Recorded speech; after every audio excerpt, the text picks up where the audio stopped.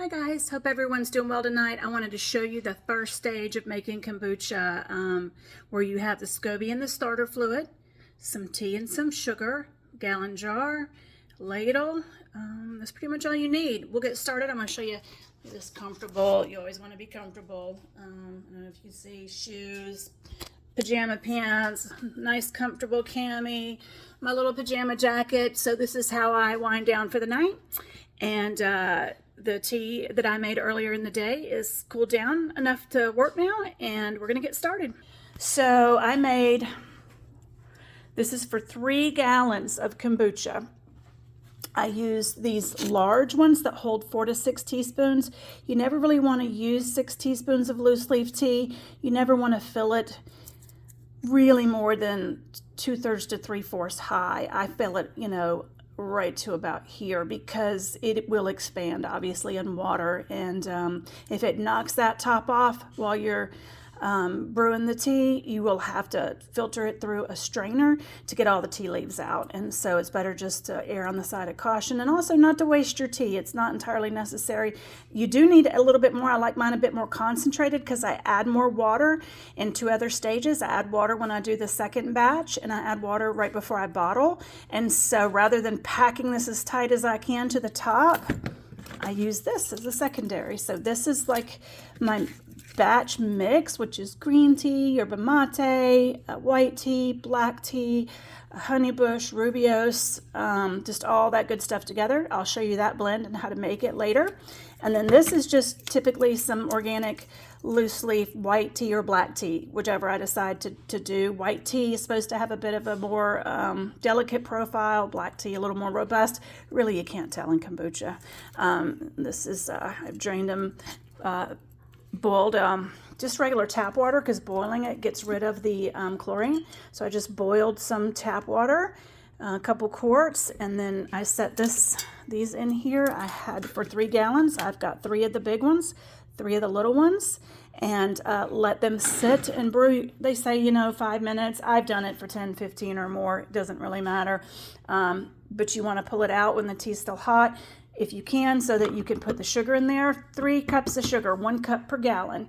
And that way, if it's warm, it'll help the sugar dissolve. So I have already done that. You can see this lid is a mess. But so this is 3 of the large ones of tea, 3 of the small ones of tea, brewed for about 5 to 10 minutes, removed, and then added 3 cups of sugar.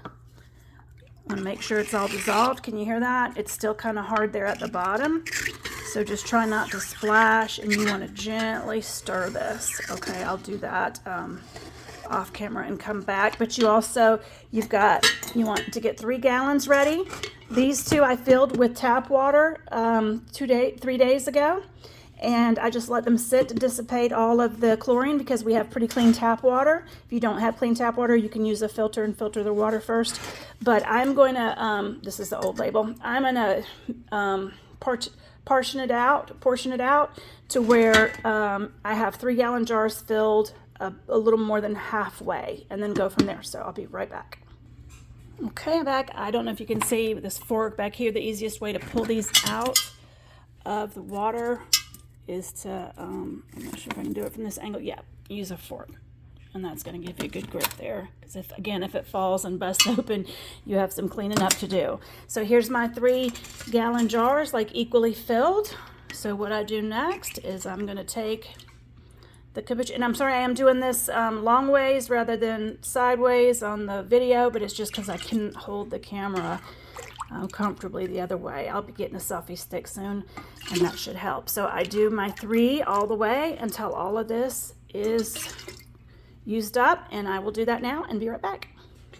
Okay, so I've got it all equally out between the 3 gallon jars. You see it's about 3/4 of the way up. These are the ones that are ready to be brewed. So with clean hands, just remove that. These are the ones that you earlier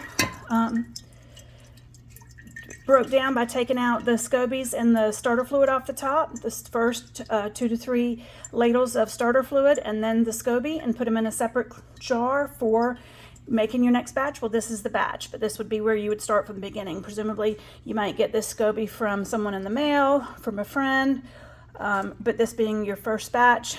And honestly, this has been going so long, and it's made little SCOBYs every time, every batch. It's going to reproduce itself into this mat.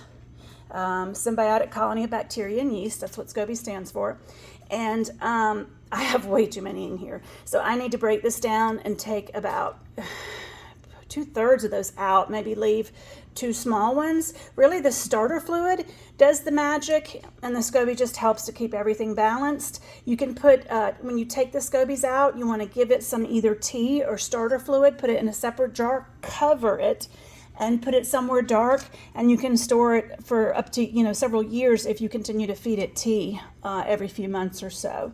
And I'll be doing that shortly, but not this batch. So the next, you want to position the spoon like this, pour the liquid on top of the back of the spoon.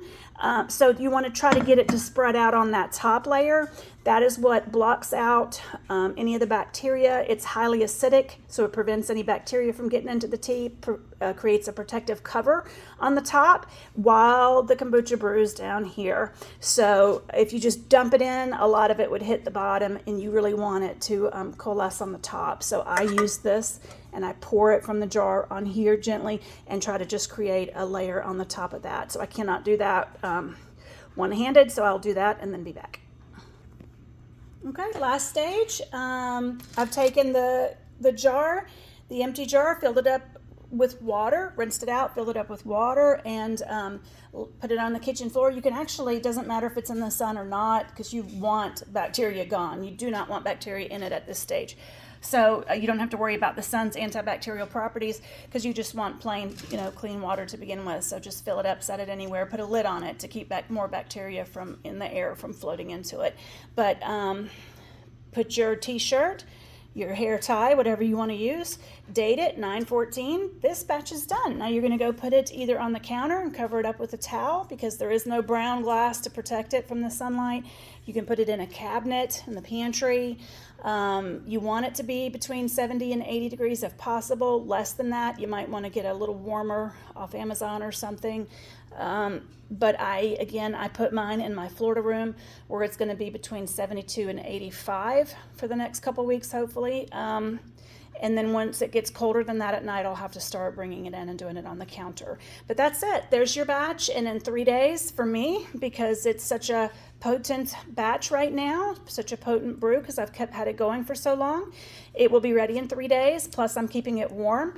If you're doing this on your counter and it's a brand new batch from a SCOBY you got in the mail, it could take 7 to 21 days to be ready. I have never had it take 21 days. I have had it take 7. I think the most I've let it go is about 10 days. And again, you stick a straw about half to 2/3 of the way down, put your fingertip on it to get the vacuum, take it out, and then release your fingertip and let it go into your mouth. That's the best way to taste what it tastes like from the middle. Of course, you could just stick the straw in there and drink it, but then you might get some backwash, and you just want to keep any bacteria away from it as it's brewing. But anyway, good to taste it if you're not familiar with when it's ready. And when it is done is when you can no longer taste the tea. The longer you let it go, the more sour it will be. If you like it sweet, you want to harvest it sooner. If you like it sour and tart, you want to harvest it later. The fizzy part is directly in the middle. The fizzy part is not too sweet and not too tart. The fizzy part is when it's bubbly and it tastes pretty good, and it honestly not too tart, not too sweet. That's when I add my fruit. And then again, fruit goes in for 3 days on the counter inside where it's a bit cooler. Then you strain it, bottle it, and then it can go back on the Florida room once it's bottled, or somewhere warmer to try to create fizz quicker. But there you go. There's the batch. It will be beautiful. 3 days. Happy brewing.